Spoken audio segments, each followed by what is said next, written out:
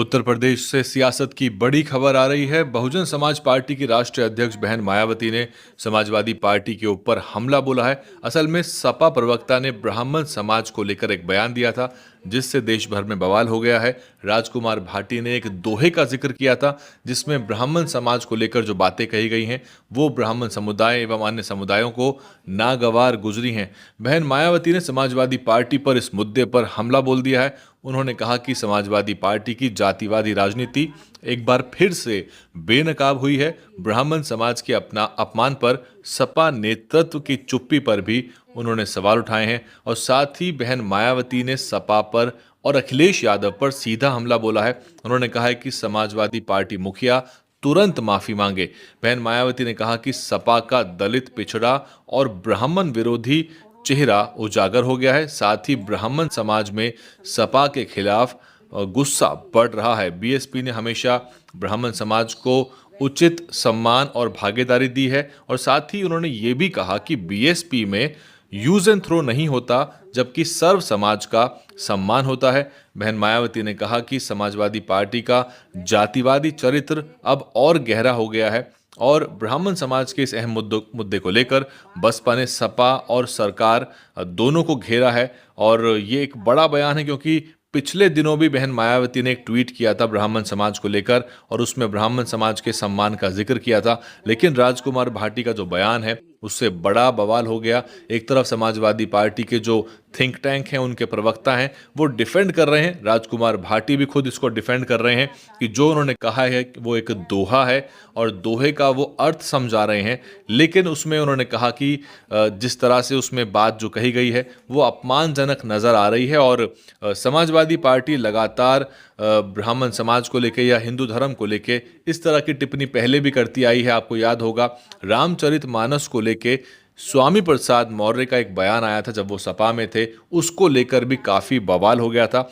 असल में जो ये बाइनरी पॉलिटिक्स है, जो ध्रुवीकरण की राजनीति, जिसमें समाजवादी पार्टी को मुसलमानों का एक मुश्त वोट चाहिए, ऐसे में वो आरएसएस, भाजपा और यहाँ तक कि हिंदू धर्म के ऊपर जो है वो तीखा हमला बोलते हैं। यूं तो वो हिंदू धर्म की कुरीतियों की बात करते हैं या हिंदू धर्म में जो व्याप्त अंधविश्वास, आडंबर और पाखंडवाद है उसकी बात करते हैं, लेकिन ये कथनी और करनी का अंतर साफ नजर आता है। अखिलेश यादव खुद एक मंदिर का निर्माण करा रहे हैं, तो एक तरह से वो सॉफ्ट हिंदुत्व की पॉलिटिक्स खुद करते हैं, लेकिन दिखाने के लिए कि मुसलमानों को कि वो हिंदू धर्म की कुरीतियों, पाखंडवाद या सांप्रदायिक के मुद्दे पर वो भाजपा, आरएसएस और यहाँ तक कि ब्राह्मणों को भी इस बार निशाने पर ले रहे हैं। इसका सीधा फायदा सपा को लगता है कि उनको मुसलमान वोटों के रूप में मिलेगा और वो इसी तरह की एक बाइनरी करते हैं जिससे कि जो वोट है उसका ध्रुवीकरण हो और हिंदू वोट जो है, जो अपर कास्ट हिंदू वोट है या फिर जो सवर्ण हिंदू वोट है, वो बीजेपी की तरफ चला जाता है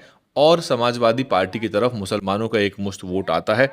ये ध्रुवीकरण पहले भी हुआ था और बसपा को इसकी काट निकालनी होगी।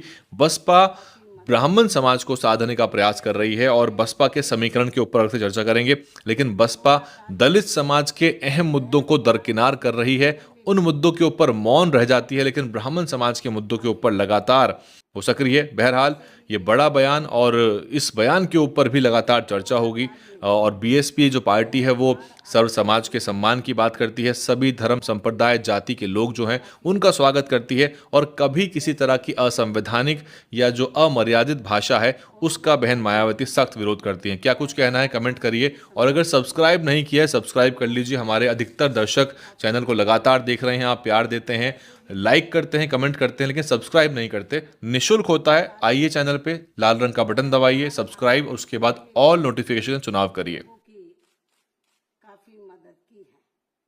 डीएनएन हिंदी को सब्सक्राइब करने के लिए दबाएं लाल रंग का सब्सक्राइब बटन और घंटी का बटन दबाकर ऑल नोटिफिकेशन पर क्लिक करें। चैनल को जिंदा रखने के लिए नीले रंग का ज्वाइन बटन दबाकर चैनल को आर्थिक सहयोग करें।